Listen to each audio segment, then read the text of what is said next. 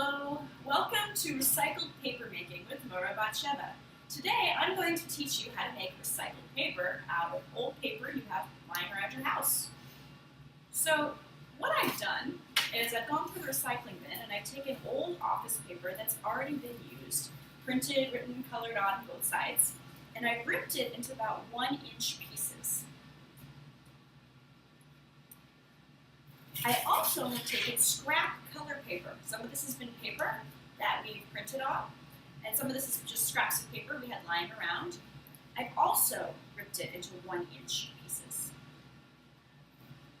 Something to keep in mind, you can mix any colors you want in paper making, but sometimes it helps to keep the cool colors, blue, greens, and purples together, and the warm colors, yellow, reds, and oranges together. Mixing warm and cool colors sometimes gets a muddy product. Keep that in mind, but please experiment. The next thing we're going to do is put our paper scraps in the blender. Now this is an actual food blender. However, once you use a blender for paper making, you probably shouldn't use it for food. So what I'm going to do is take my small scraps of paper and put them in the blender.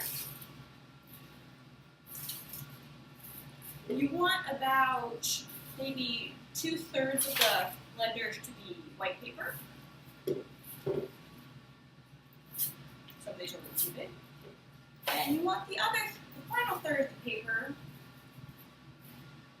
to be colored paper. Don't pack the blender too full because we're also going to add water to this.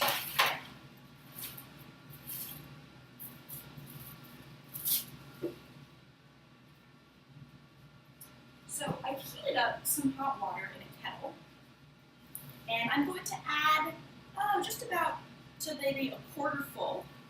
You also are going to want to add some cold water. The hot water helps break down the fibers and the glues holding the fibers together, and you'll get a much smoother product. If you don't have hot water, you can also just use cold water. They both work. I'm also going to add some cold water from the tap.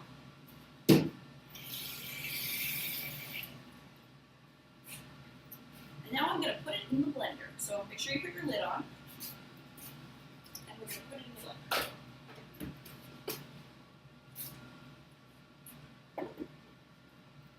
It'll make kind of a loud noise. Kids love this. Also, put the top on when you're using it.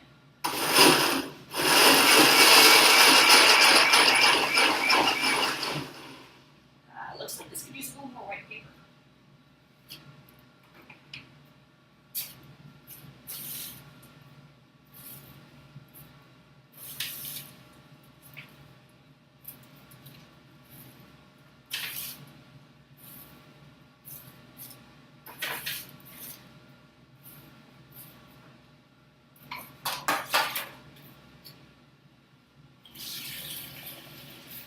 I'm adding some more cold water to make sure all the white paper I've just added gets mushed in.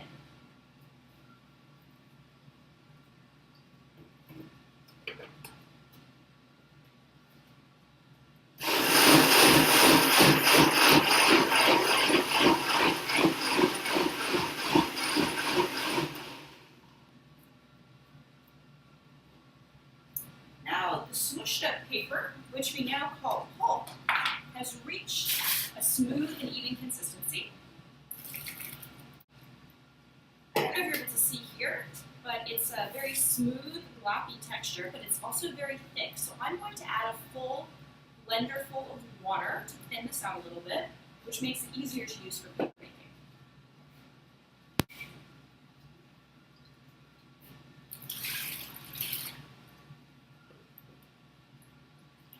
So this is what we call the pulp. We're going to be putting the pulp on a special screen and squeezing out the water in order to make the paper. Next step. This special screen is what we use to squeeze out the water. It's called a decal. And the thing about the decal is the decal has 2 sides. The decal has one flat side and then one side that's kind of indented. You want to use the flat side to make your paper, because if you put it on the indented side, it's going to be very hard to remove your paper from the decal. So in order to make your piece of paper, take your decal, make sure it's on the flat side, and you're going to use a little cup and dip it into the pulp, and you're going to pour the pulp onto your decal. Cleanliness hint, hold your decal over a pan while you're using it so water doesn't get all over the table. You can notice how the water is draining out through the decal. I'm going to gently cover the screen of the decal with the pulp.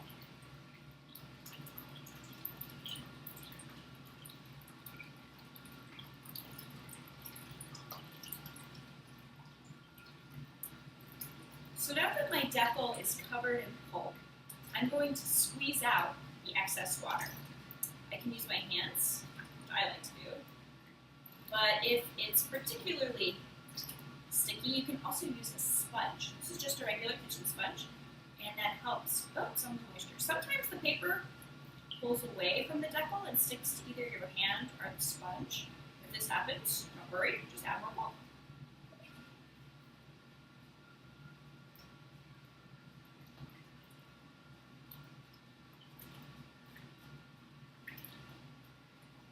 So continue squeezing water out of paper through the decal until you have a relatively dry paper, that although most of the water that can be squeezed out has been. Again, if it sticks to your hand when you do that, just stick it back on. Rearrange it, maybe add a little more pulp, it's probably too thin.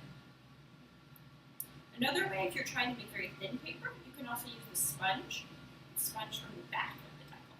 This is a little more time consuming, but you can get a thinner sheet of paper that way.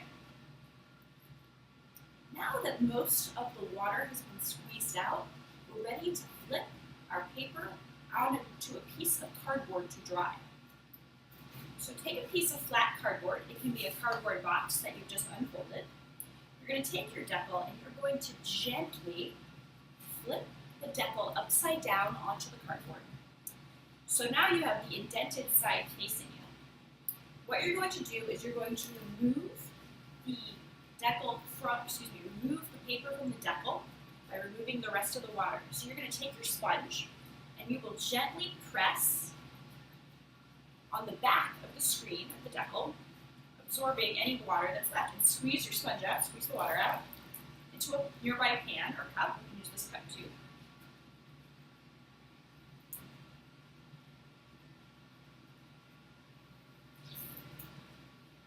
And you want to do this until the paper is as dry as you can get it.